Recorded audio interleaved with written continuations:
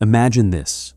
You are a Roman man, wealthy, respected, a citizen of the most powerful empire on earth. And one evening, during a private dinner surrounded by friends, you offer your wife to another man, not as a scandal, not as a secret, but as something accepted. Before we jump to conclusions, we need to understand something important. Roman society did not think about relationships, marriage, or intimacy the way we do today.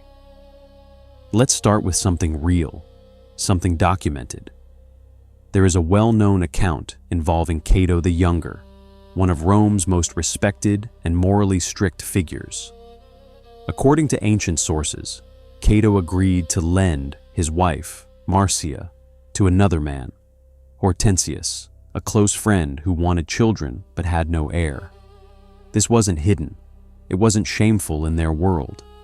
Marcia divorced Cato, married Hortensius, had children, and after Hortensius died, she returned to Cato and remarried him. To us, this sounds shocking. To them, it was practical. Now here's where things get even more interesting. Roman marriage, especially among the elite, was not primarily about love. It was about power, alliances, inheritance, and social stability. Women, particularly in the upper classes, were often seen as part of a larger family strategy. Their marriages could strengthen political ties or ensure the continuation of a family line.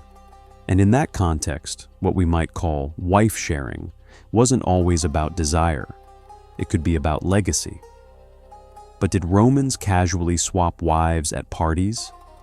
This is where we need to be careful. Some ancient writers, especially satirists like Juvenal, describe scenes of moral decay, including rumors of promiscuity, infidelity, and unusual arrangements among the elite. However, these accounts were often exaggerated on purpose. They were not journalists. They were critics. They wanted to shock their audience. So while stories of widespread wife swapping exist, many of them are closer to gossip than fact. Still, that doesn't mean Roman society was sexually rigid. Far from it. Roman men, especially those with status, had far more freedom than women.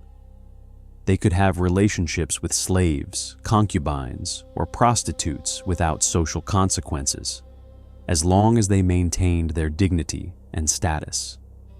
But for married women, expectations were much stricter. Fidelity was expected, at least in theory. In reality, things were more complicated. Let's go back to real examples.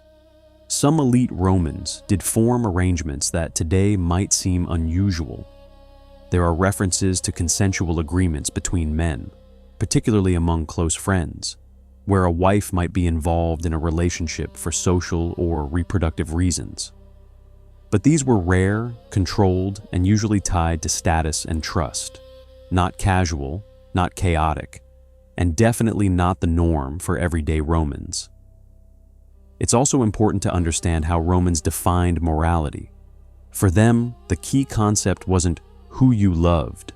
It was status, control, and reputation.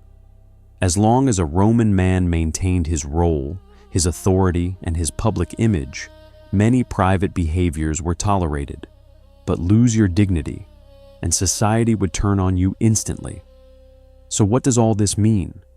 Did Romans share their wives? In some cases, yes, but not in the way modern imagination often portrays it. This wasn't a widespread lifestyle. It wasn't a cultural trend, and it certainly wasn't happening across all levels of society. What did exist were specific situations: political marriages arranged for advantage, divorces and remarriages used strategically, rare agreements between elite men involving their wives, usually for legacy or alliance. And alongside all of this, a layer of rumor, exaggeration, and satire that makes everything seem more extreme than it likely was. So the truth is somewhere in between, not scandal, not purity, but a society with very different rules. Rules that can feel uncomfortable, even shocking, when seen through modern eyes. And maybe that's what makes history so fascinating, because the more we look into it, the more we realize the past was not just different, it was unpredictable, and sometimes far stranger than we expect.